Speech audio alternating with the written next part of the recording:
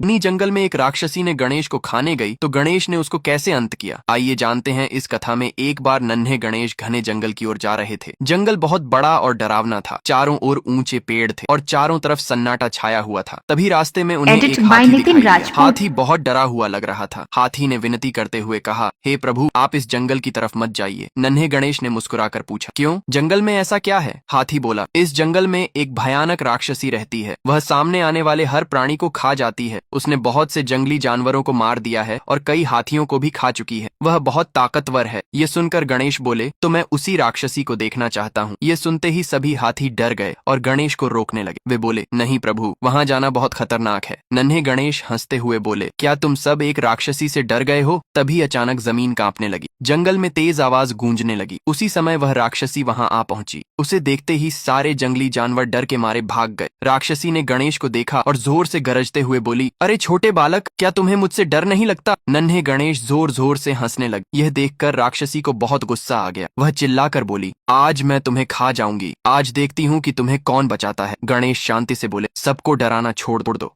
नहीं तो मैं तुम्हें ऐसा सबक सिखाऊंगा कि तुम खुद से ही डर जाओगी। राक्षसी ठहाका मारकर हंसने लगी। उसने गणेश को अपने हाथों में उठा लिया और बोली, आज मैं तुम्हें अपना भोजन बनाऊंगी। तभी गणेश बोले, मैं तो बहुत छोटा हूँ, मुझे खाकर तुम्हारा पेट कैसे भरेगा? तुम्हें तो ऐसा भोजन चाहिए जिससे तुम्हारा पेट भर जाए। राक्षसी बोली, तुम बहुत सुंदर और अच्छे हो, तुमसे बेहतर भोजन मुझे नहीं मिल सकता। ये सुनकर सभी जंगली जानवर और हाथी आ गया। उन्होंने कहा, हमें खा लो या हम सबको खा लो, तुम्हारा पेट भर जाएगा, इस बालक को छोड़ दो। सभी जानवरों ने अपना सिर झुका दिया। राक्षसी ने गुस्से में अपना मुंह बहुत चौड़ा खोल लिया। तभी नन्हे गणेश फिर जोर से हंसने लगे। राक्षसी ने चिढ़कर पूछा, तुम इतनी जोर से क्यों हंस रहे हो? गणेश बोले, तुम हमें खजाना समझ रही हो और मुझे भी, लेकिन मेरी एक बात माननी होगी। राक्षसी बोली, बताओ, मैं मानने को तैयार। गणेश बोले, तुम्हारे जैसी एक और राक्षसी है जो तुमसे भी ज्यादा ताकतवर है, क्या तुम उससे लड़ सकती हो? ये सुनकर राक्षसी को बहुत गुस्सा आया। वह बोली, मुझे उसे दिखाओ, मैं उसे खत्म कर दूंगी। नन्हे गणेश उसे समुद्र के किनारे ले गए और बोले, इस पानी में झुककर जोर से आवाज लगा, वह तुम्हें दिख जाएगी। राक्षसी पानी की ओर झुकी और चिल्लाई, बाहर आओ, मैं तुमसे ज्यादा ताकतवर। तभी उसे पानी में अपना ही चेहरा दिखाई दी। वह भ्रम में आ गई। गुस्से में चिल्लाती हुई वह समुद्र में कूद पड़ी और पानी में डूब गई। इसी के साथ उस राक्षसी का अंत हो गया। तभी वहां महादेव और माता पार्वती आ। उन्होंने गणेश से कहा, बेटा गणेश, आज तुमने अपनी समझ से उस राक्षसी का सदा के लिए अंत कर दिया। गणेश ने अपने माता पिता को झुककर प्रणाम किया। इसके बाद सभी जंगली जानवर और हाथी खुशी से नन्हे गणेश के साथ नाचने लगे। पूरा जंगल फिर से सुरक्षित और आनंद से भर गया। ये सब देखकर माता पार्वती बोली, जो कोई इस कथा को देख रहा है, यदि उसे अच्छी लगी हो तो लाइक और सब्सक्राइब करें।